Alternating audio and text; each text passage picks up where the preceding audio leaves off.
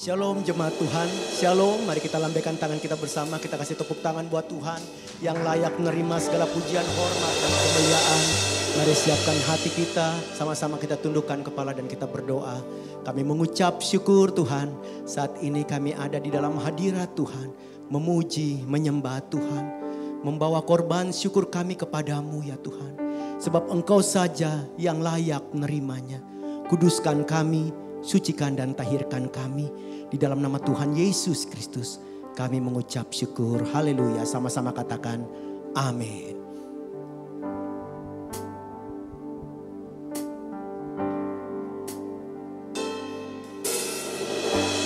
Banyak yang kau perbuat di dalam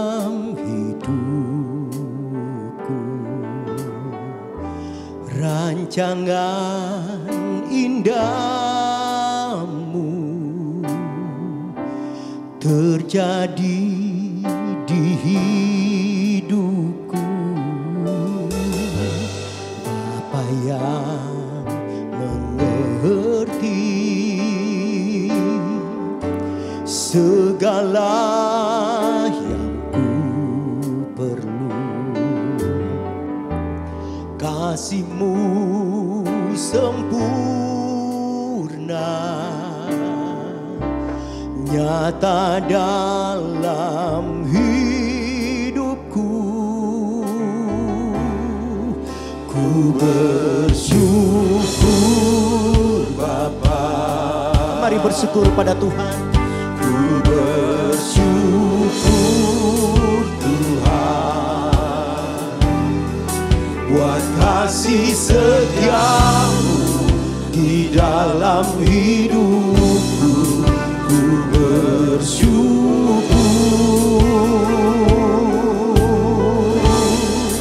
ku bersyukur Bapa, ku bersyukur Tuhan buat kasih setiamu di dalam hidupku. Ku bersyukur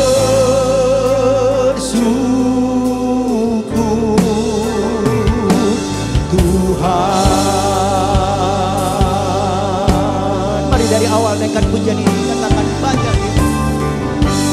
Banyak yang kau perbuat di dalam hidupku, rancangan indahmu terjadi di hidupku. Bapa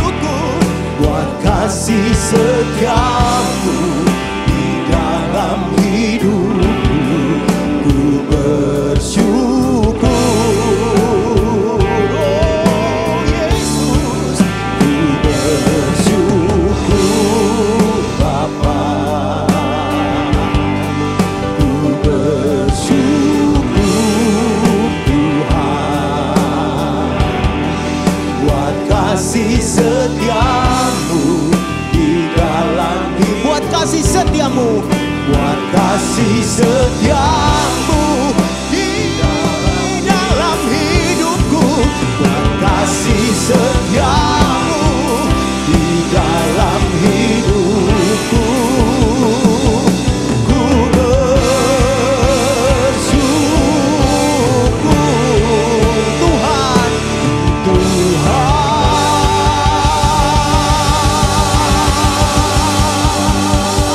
kami berikan sorak-sorai buat Engkau Tuhan. Haleluya, Allah sanggup melakukan segala perkara.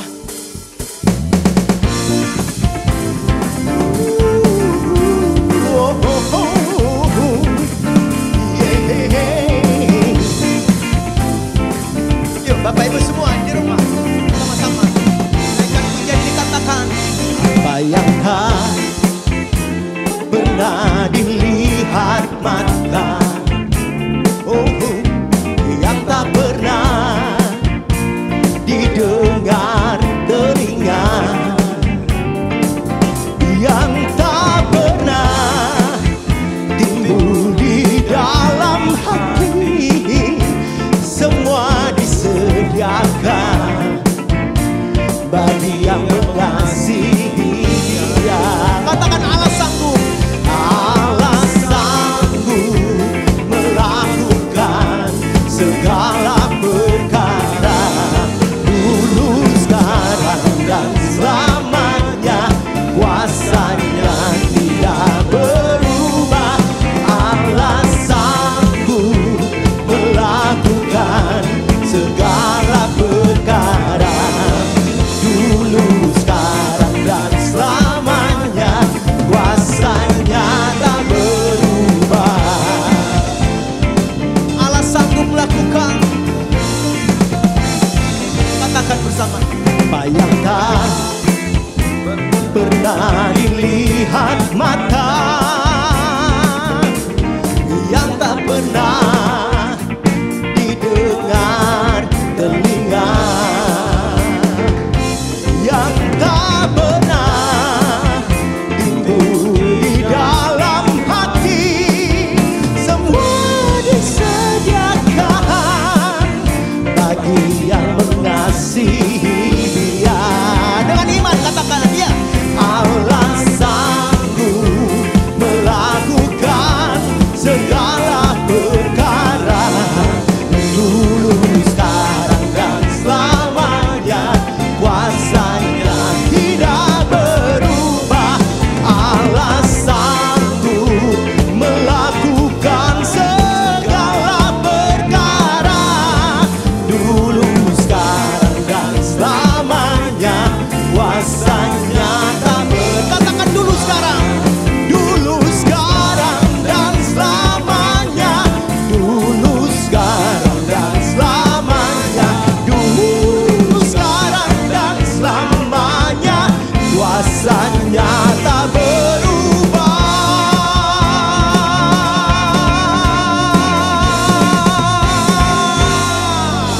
Haleluya. Allah dahsyat, mari siapkan hati kita untuk diberkati dengan firman Tuhan saat ini. Haleluya.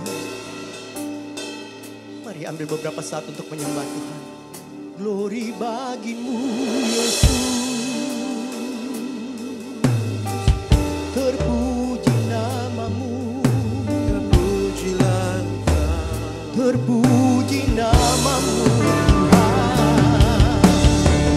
Glory, glory, biar yang bernafas menyembahmu Bapa.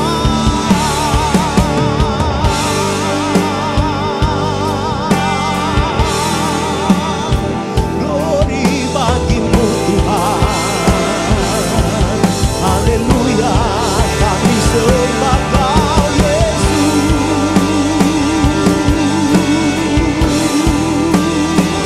Terpuji namamu.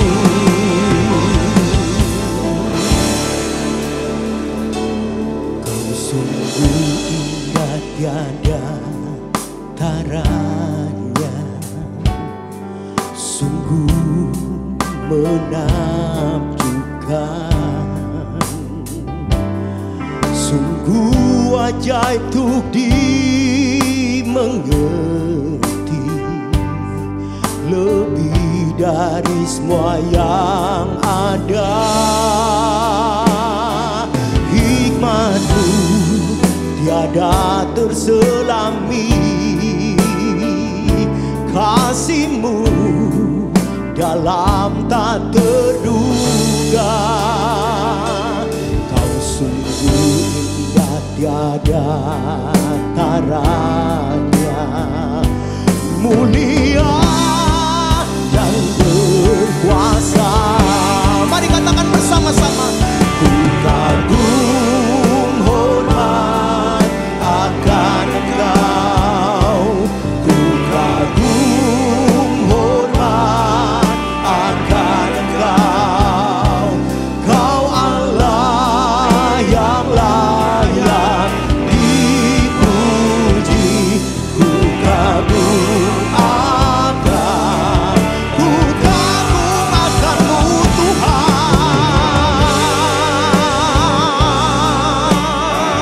Kagum padamu, ku kagum hormat akan Engkau. Kau Allah yang layak dipuji. Ku kagum akan Engkau. Ku kagum akan Engkau. Ku kagum akan Yesus, Yesus.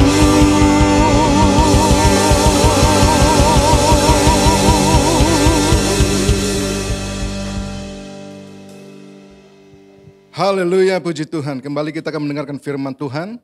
Kita sama-sama berdoa sebelum kita mendengarkan renungan firman Tuhan pada saat ini. Bapa di surga, kami mengucap syukur kepadamu sebab Engkau baik, Engkau mengasihi kami, Engkau pemelihara hidup kami. Kalau kami ada sampai saat ini, inilah bukti kasih setia Tuhan dalam hidup kami. Itu sebabnya kami naikkan segala pujian, syukur, hormat, kemuliaan bagi nama-Mu. Kami butuh firman-Mu Tuhan. Kami perlu firman-Mu sebagai penuntun hidup kami, pembimbing kami, penunjuk jalan bagi kami. Sehingga kami tidak tersesat dan salah melangkah. Karena itu berfirmanlah, pakai hamba-Mu yang sederhana ini untuk menyampaikan isi hati-Mu dengan bahasa-bahasa yang sederhana.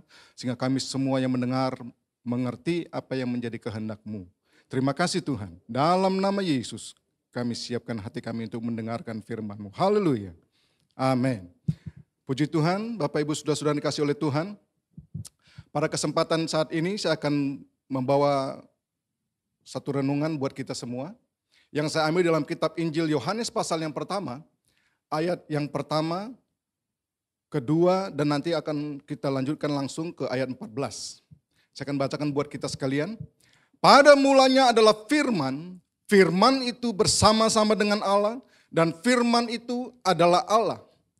Ia pada mulanya bersama-sama dengan Allah. Segala sesuatu dijadikan oleh Dia dan tanpa Dia tidak ada sesuatu pun yang telah jadi dari segala yang telah dijadikan. Ayat 14, firman itu telah menjadi manusia dan diam di antara kita. Dan kita telah melihat kemuliaannya, yaitu kemuliaan yang diberikan kepadanya sebagai anak tunggal Bapa, penuh kasih, karunia, dan kebenaran. Haleluya, puji Tuhan. Dari ayat ini kita bisa belajar beberapa hal dari firman Tuhan. Kalau kita membaca ayat yang pertama tadi, pada mulanya adalah firman. Sebelum segala sesuatu ada, sebelum segala sesuatu diciptakan, atau sebelum segala sesuatu itu eksis dalam dunia ini, dalam alam semesta ini, yang terlebih dahulu, yang mula-mula ada, yang pertama kali ada adalah firman. Jadi sebelum segala sesuatu ada, firman telah terlebih dahulu ada. Lalu frase berikutnya dikatakan demikian. Firman itu bersama-sama dengan Allah. Firman itu dalam persekutuan dengan Allah. Firman itu dalam kebersamaan dengan Allah. Firman itu menyatu dengan Allah. Lalu di frase yang terakhir disebutkan demikian, dikatakan demikian. Dan firman itu adalah Allah. Jadi firman yang tadi bersama-sama dengan Allah itu, firman yang tadi bersekutu dengan Allah, firman yang bersama-sama dengan Allah itu diinformasikan oleh Alkitab yang kita baca tadi adalah Allah itu sendiri. Nah, saya ingin mengajak kita untuk kembali dulu kepada Kejadian pasal yang pertama, ayat yang pertama. Kejadian pasal yang pertama, ayat yang pertama, demikian firman Tuhan. Pada mulanya Allah menciptakan langit dan bumi. Pada mulanya, awal-awalnya, sebelum segala sesuatu ada, Allah yang menciptakan langit dan bumi. Allah yang dalam informasi dalam kitab Yohanes tadi, Yohanes 1 ayat 1 tadi berkata, pada mulanya adalah firman, firman itu bersama-sama dengan Allah, dan firman itu adalah Allah. Dan firman itulah yang menciptakan seluruh alam semesta. Sebelum segala sesuatu ada, firman inilah yang menciptakan. Dan firman ini tadi siapa? Allah. Allah yang menciptakan segala sesuatu. Kalau kita baca dalam Yohanes pasal yang ayat yang pertama, Yohanes pasal pertama ayat yang kedua ini, ia pada mulanya bersama-sama dengan Allah, segala sesuatu dijadikan oleh dia. Oleh siapa? Oleh firman. Dan tanpa dia tidak ada sesuatu pun yang telah jadi dari segala yang telah dijadikan. Jadi firman ini berkuasa untuk menciptakan. Firman ini berkuasa untuk mengadakan. Dari yang tidak ada menjadi ada. Nah, baik Bapak Ibu, saya ingin mengajak kita untuk pemahaman yang sederhana yang langsung kepada aplikasi kehidupan kita. Sebelum segala sesuatu ada, firman telah terlebih dahulu ada. Sebelum segala sesuatu ada, Allah telah terlebih dahulu ada. Allah lah yang menyebabkan segala sesuatu menjadi ada. Allah lah yang menyebabkan segala sesuatu itu menjadi eksis. Tanpa Allah, maka segala sesuatu tidak mungkin ada. Baik. Sebelum bumi ini ada, Allah sudah ada. Allah yang menjadikan bumi ini ada. Allah lah penyebab dari bumi ini yang ada. Karena tanpa Allah, bumi tidak mungkin ada. Saya ingin mengajak kita memahami begini Bapak Ibu. Sebelum engkau mengalami pemulihan dalam rumah tanggamu, sebelum engkau mengalami pemulihan dalam perekonomian keluargamu, dalam usahamu, sebelum engkau mengalami kesembuhan dari penyakitmu, Allah telah terlebih dahulu ada. Dan yang menyebabkan pemulihan itu, yang menyebabkan kesembuhan itu, yang menyebabkan suatu perubahan itu adalah tangan Allah. Karena itu saya ingin saudara memahami hal ini. Saudara, kita harus memiliki firman Allah dalam hidup kita. Kita harus dipenuhi dengan firman Allah dalam hidup kita. Agar apa? Agar kuasa Allah itu bekerja dan menjadikan segala sesuatu ada dalam hidup kita. Kalau kita mau mengalami kesembuhan, firman Allah harus menguasai kita. Kalau kita mau mengalami pemulihan, firman Allah yang terlebih dahulu itu harus memenuhi hidup kita. Kalau kita mau mengalami kemajuan dalam perekonomian kita, firman Allah harus terlebih dahulu ada dalam kehidupan kita. Amin. Puji Tuhan. Nah, ayat yang ke-14 ini menarik Bapak Ibu. Firman itu telah menjadi manusia. Firman itu telah menjadi manusia dan diam di antara kita. Dan kita telah melihat kemuliaannya, yaitu kemuliaan yang diberikan kepadanya sebagai anak tunggal Bapa, penuh kasih karunia dan kebenaran. Kita semua tahu siapa firman yang telah menjadi manusia, itulah Yesus Kristus. Tapi kan menjadi pertanyaan kita begini Bapak Ibu. Untuk apa? Apa tujuannya firman itu menjadi manusia? Kalau kita membaca tadi dalam ayat yang pertama, pada mulai adalah firman itu bersama-sama dengan Allah dan firman itu adalah Allah. Kita tahu tempat tinggal Allah adalah di surga. Sebab dia pemilik segala sesuatunya. Dia menyebabkan segala sesuatu ada. Tempatnya di surga. Tempatnya adalah di tempat yang terindah, tempat yang penuh dengan kemuliaan, tempat yang penuh dengan keagungan, tempat yang penuh dengan kekudusan. Surga, tempat yang indah itu. Itulah tempat Allah. Nah, pertanyaan sederhana tadi kembali saya katakan, untuk apa Allah yang tempatnya di surga, yang penuh dengan kemuliaan, mau menjadi manusia? Oke, sebelum kita memahami ke sana saudara, saya ingin mengajak kita, saya mau kasih gambaran seperti ini. Untuk memudahkan kita memahami. Sebelum manusia jatuh dalam dosa, kondisi, keadaan, dan posisi manusia, saya mau gambarkan posisinya sebelah sini. Jadi ini seperti garis tengah, posisi sebelah sini. Hubungan manusia dengan Allah itu begitu karib, begitu intim, begitu mesra, begitu damai. Tidak ada Tidak ada penderitaan di situ, tidak ada sakit penyakit, tidak ada kesusahan, tidak ada kesedihan, tidak ada air mata, tidak ada pengkhianatan di sana. Hubungan manusia itu begitu intim, begitu karib, begitu mesra. Setiap hari manusia bisa bersekutu dengan Tuhan, menikmati kemuliaan Tuhan, menikmati kekudusan Tuhan, menikmati berkat, menikmati damai sejahtera, menikmati sukacita, menikmati kebahagiaan yang kekal, yang hakiki. Sebelum jatuh dalam dosa. Tetapi Alkitab memberikan kita satu informasi, tapi yang menjadi pemisah, ada suatu peristiwa yang memisahkan manusia dengan Allah.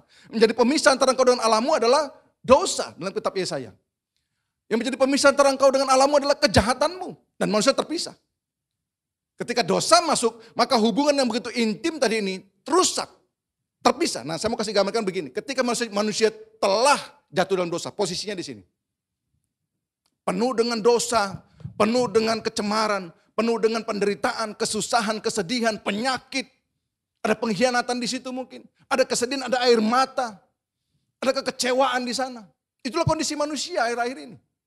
Sebelum manusia jatuh dalam dosa, kehidupannya itu begitu indah, begitu bahagia, begitu damai. Tetapi ketika ada dosa masuk, menjadi pemisah antara manusia dengan Allah, maka hubungan manusia dengan Allah terputus. Posisinya sekarang di sini. Dan Alkitab memberikan kita satu informasi, upah dosa adalah maut. Upah dosa itu maut. Akibat dari dosa membawa kita kepada maut, kebinasaan, kematian. Mati untuk selama-lamanya. Terpisah dari kasih karunia Allah, terpisah dari hubungan yang indah bersama dengan Allah, yang intim bersama dengan Allah tadi. Itulah maut. Jadi posisinya di sini sekarang, ada penderitaan. Nah, Alkitab juga memberikan kita satu informasi, manusia telah hilang kemuliaan Tuhan. Kemuliaan Tuhan itu telah hilang. Dan manusia siap untuk menerima penghukuman akibat dari dosa, yaitu maut. Semua kita, siapapun dia, manusia telah ada dalam hukum maut. Hukuman akibat dosa. Dan manusia sedang mengantri ke pintu penghukuman ini. Sedang mengantri untuk menerima konsekuensi dari dosa itu tersebut.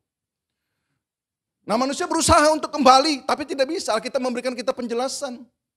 Bahwa antara gelap dan terang tidak mungkin bisa bersatu. Antara kekudusan dan kecemaran tidak mungkin bisa bersatu. Sekuat apapun usaha manusia untuk menjangkau kembali Allah, untuk memulihkan kembali hubungannya dengan Allah, memulihkan kembali hubungan yang tadi mesra dengan Allah itu tidak akan mungkin bisa. Sebab manusia telah tinggal dalam kecemaran, telah hilang kemuliaannya. Allah yang kudus tidak mungkin bisa bersatu dengan manusia. Jadi apa? Arti manusia putus harapan. Tidak ada harapan, tidak ada daya. Setinggi apapun pangkatmu, tidak bisa membeli hubunganmu dengan Allah. Sebanyak apapun hartamu, tidak bisa membeli hubunganmu dengan Allah. Alkitab berkata, apa gunanya manusia memiliki seisi harta dunia ini jika jiwanya binasa? Apa gunanya kalau jiwa kita binasa? Artinya jiwa kita tuh begitu mahal. Tak bisa tergantikan. Dengan hartamu engkau bisa menggantikan keselamatanmu, memulihkan kembali hubunganmu dengan Tuhan. Tidak bisa. Setinggi apapun pangkatmu, setinggi apapun kedudukanmu, sebanyak apapun hartamu, sekuat apapun engkau tidak mungkin bisa. Jadi artinya apa? Manusia memang tidak punya daya. Sia-sia semua perbuatannya. Apapun yang dikerjakan tidak akan pernah bisa. Semuanya sia-sia. Nah, kalau begitu apa yang harus kita lakukan? Ya, kita tinggal tunggu waktu untuk menerima penghukuman itu. Tapi puji Tuhan, Alkitab memberikan kita satu penghiburan. Dalam kitab Yohanes pasal 3 ayat 16. Karena begitu besar kasih Allah akan dunia ini sehingga dia berikan anaknya yang tunggal. Supaya setiap orang yang percaya kepadanya tidak binasa. Amin. Itulah tujuan Allah datang ke dunia. Itulah tujuan firman itu menjadi manusia. Itulah tujuan firman itu, Allah itu menjadi manusia dan diam di antara kita. Yaitu apa? Dia datang ke dunia ini untuk menyelesaikan, untuk memberikan solusi dari persoalan besar yang dihadapi oleh manusia. Apa persoalan besar itu? Dosa. Nah, ketika dia datang, Yesus datang memulihkan kembali hubungan kita, mengembalikan posisi kita yang semula terhadap Bapa di surga. Nah, manusia dikembalikan pada posisi yang semula, hubungannya dengan Tuhan dipulihkan kembali. Itu tujuan Yesus datang ke dunia ini. Dan konsekuensinya apa? Yesus harus mati menggantikan posisi kita. Yesus harus mati menanggung konsekuensi dari dosa yang ada dalam diri kita manusia. Manusia tidak mungkin bisa. Dari kacamata manusia tidak akan pernah mungkin bisa. Sekuat apapun, sehebat apapun kita, tidak akan pernah mungkin bisa. yang hanya bisa dilakukan oleh kita adalah percaya sesuai dengan janji firman Tuhan. Barang siapa yang percaya kepadanya tidak binasa. Itulah datang tujuannya firman telah menjadi manusia. Manusia datang memulihkan kembali hubungan manusia, Allah menjadi manusia memulihkan kembali hubungan kita dengan Tuhan yang tadinya telah terpisah karena dosa dan kejahatan itu. Itu yang pertama. Jadi Allah menjadi manusia dan diam di antara kita. Artinya Allah memulihkan kembali hubungan kita dengan Allah, dengan Bapa di surga yang tadinya mesra, terputus karena dosa, dikembalikan kepada posisi yang semula. Haleluya, puji Tuhan. Implikasi yang kedua, pemahaman yang kedua, Allah diam di antara kita. Allah telah menjadi manusia dan diam di antara kita. Allah yang diam di dalam kita itulah yang memampukan kita. Yang membuat kita sanggup untuk melakukan segala sesuatu yang menjadi kehendak Tuhan.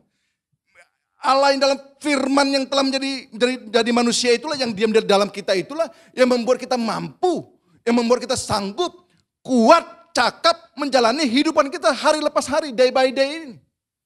Ada kejahatan-kejahatan semakin bertambah-tambah dalam dunia ini. Ada hal-hal yang seringkali menakutkan di tengah-tengah dunia ini. Akhir-akhir ini dunia ini sedang dipenuhi dengan atmosfer kecemasan, ketakutan, kekhawatiran. Tetapi orang-orang yang telah memahami firman Tuhan, orang-orang yang telah mengalami kehadiran Allah menjadi manusia yang diam di dalam kehidupannya, dia tidak akan pernah takut. Sebab apa? Firman yang diam di dalam dia itulah yang memampukan dia untuk berjalan bersama dengan Allah dalam kemenangan demi kemenangan. Haleluya, puji Tuhan. Jadi kalau kita mampu bukan karena kekuatan kita. Kita sanggup menghadapi persoalan-persoalan hidup bukan karena kehebatan kita. Tetapi Allah, firman yang telah menjadi manusia yang diam di dalam kita. Yang memampukan kita untuk menghadapi setiap tantangan hidup ini. Yang memampukan kita untuk menjalani hari-hari lepas hari dalam kehidupan kita yang semakin hari semakin sulit ini. Jadi kalau kita bisa sampai saat ini kita berhasil bukan karena kuat dan hebatmu, tapi karena kemampuan Tuhan. Itu sebabnya apa? Kalau kita menyadari bahwa firman yang telah menjadi manusia yang diam di dalam kita, yang memampukan kita, tidak ada alasan bagi kita untuk menyombongkan diri. Tidak ada alasan bagi kita untuk bertepuk dada, merasa bahwa kita hebat, kita sanggup, kita mampu tanpa Tuhan. Tapi justru membuat kita semakin rendah hati. Kita mengakui, Tuhan kalau bukan karena Engkau, aku tidak bisa melewati situasi sulit ini. Dan kalau kita ada sampai saat ini, bukankah ini bukti bahwa Allah telah menyertai kita. Dari masa-masa sulit yang pertama, masa sulit yang kedua, masa sulit demi masa sulit kita lewati bersama-sama dengan Tuhan. Itu yang dikatakan oleh Rasul Paulus. Segala perkara dapat kulakukan bersama dengan Dia, di dalam Dia yang memberi kekuatan kepadaku. Dan perkataan itu juga yang bisa kita pakai. Bersama dengan Tuhan, aku cakap, aku sanggup, aku bisa melewati setiap tantangan-tantangan dan pergumulan hidupku hari lepas hari. Amin. Puji Tuhan. Jadi saudara, hendaknya hal ini membuat kita semakin rendah hati. Kita diselamatkan karena anugerah Tuhan. Kita dimampukan juga karena anugerah Tuhan. Tidak ada yang dari diri kita. Tidak ada yang bisa kita sombongkan. Hendaknya hal ini membuat kita semakin hari semakin sadar dan semakin Tuhan itu benci dengan kesombongan Bapak. Ada begitu banyak ayat-ayat dalam Alkitab yang mengatakan tentang Allah itu membenci kesombongan. Allah itu benci orang ganteng tapi sombong. Amin. Allah itu benci orang yang kaya tapi sombong. Allah benci sama orang yang pintar tapi sombong. Allah benci sama orang yang berkedudukan, berpangkat tapi sombong. Tapi ada satu hal yang Allah lebih benci daripada segala sesuatu, saudara. Daripada hal-hal itu. Apa itu? Sudah jelek, miskin, bodoh, tapi sombongnya minta ampun. Haleluya. Semoga kita tidak seperti itu. Di sini nggak ada. Saya yakin saudara sudah tidak seperti itu. Tapi di luar sana banyak. Di luar sana banyak. Sudah jelek, miskin, tidak punya apa-apa, bodoh lagi, sombongnya minta ampun, saudara. Nah ini banyak ini.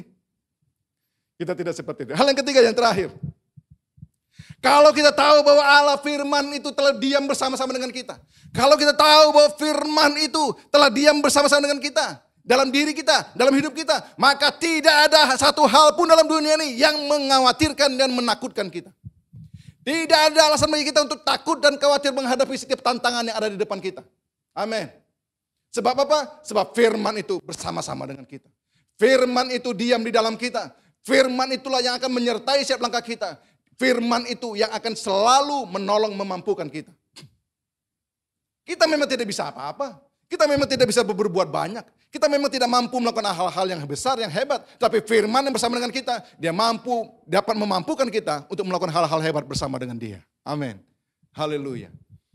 Sekali waktu saya pernah berjalan-jalan dengan teman saya ketika masa-masa kuliah dulu. Kami camping di Gunung Putri, dekat daerah puncak sana, sebelum sebelum sampai Bogor sana. Sebelum Cianjur, sebelum puncak di daerah Gunung Putri, Cibubur situ. Ada daerah terkenal angker, Bapak Ibu. Angker sekali. Orang takut di sana. Nah, ketika kami akan naik dengan rombongan kami naik, itu warga setempat sudah memberikan wanti-wanti kepada kami. Pak, kalian jangan naik ke atas, bahaya. Di situ tuh banyak roh-roh jahat, orang malu-malu halus. Seringkali banyak orang kejadian-kejadian naik ke atas nggak turun-turun lagi. Ada teman saya nih, dia itu anak Tuhan yang setia luar biasa. Dia bilang, kenapa kita harus takut? Tuhan bersama dengan kita kok. Ya singkat cerita kami dalam perdebatan kecil, ada yang mau, ada yang tidak, ada yang mau. Dan akhirnya semuanya sepakat, ya udahlah kita naik aja lah. Tapi gak usah terlalu tinggi-tinggi. Dan pada saat itu saudara naik itu sudah mulai maghrib, sudah mulai gelap. Kami itu mobilnya mobil pick up, belakangnya bak terbuka. Jadi kami rame-rame semua di belakang. Di depan ini teman kami yang pemberani itu dia di depan. Dia dengan sopir berdua di depan. Dia pemberani. Kami di belakang. Nah sekali waktu dia karena di depan itu juga sempit-sempitan, dia minta dia pindah ke belakang. Dia pindah ke belakang, yang teman kami itu maju ke depan. Maju ke depan. Dia tidur di belakang. Di belakang dia tidur nyenyak.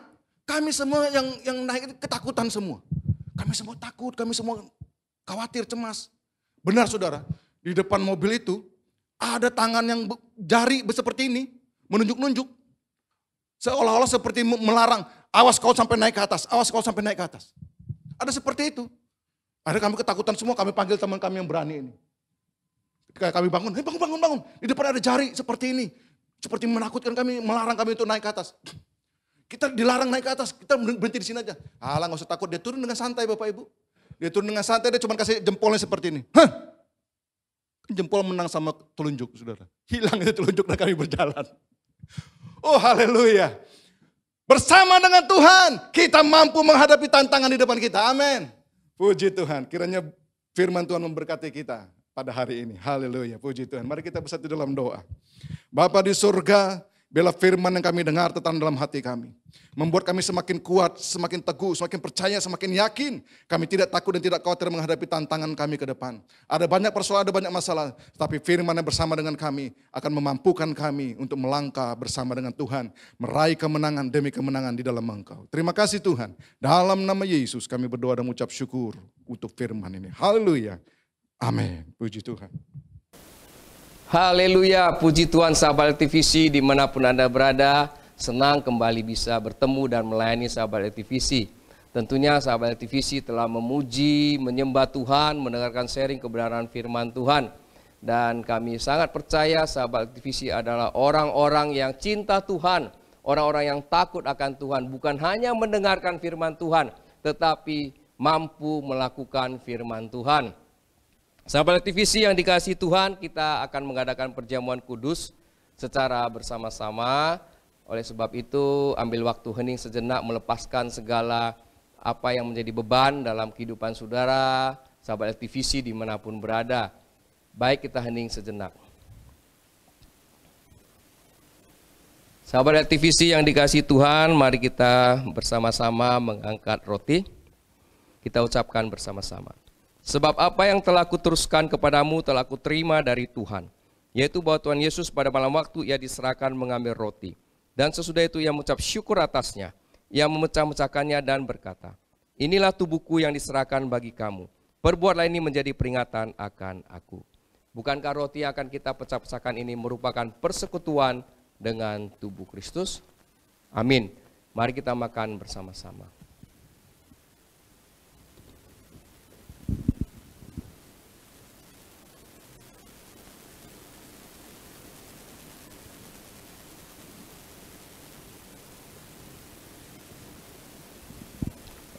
Sahabat LTVC, mari kita angkat cawan. Demikian juga ia mengambil cawan sesudah makan lalu berkata, cawan ini adalah perjanjian baru yang dimeteraikan oleh darahku. Perbuatlah ini setiap kali kamu meminumnya menjadi peringatan akan aku. Bukankah cawan yang akan kita minum ini merupakan persekutuan dengan darah Yesus? Amin. Mari kita minum bersama-sama.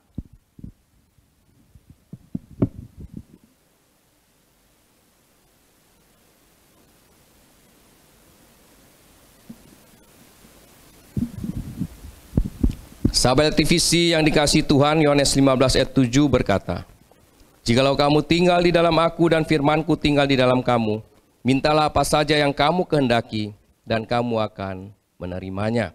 Yohanes 6 ayat 56 berkata, "Barang siapa makan dagingku dan minum darahku, ia tinggal di dalam aku dan aku di dalam dia." Sahabat TVC yang dikasihi Tuhan, marilah kita sama-sama berdoa pada saat ini. Mari kita berdoa. Tuhan, kami bersyukur, kami bisa beribadah kepadamu, kami bisa memuji, menyembahmu Tuhan. Kami bisa mendengarkan sharing kebenaran firman-Mu dan melakukan perjamuan kudus bersama-sama secara online.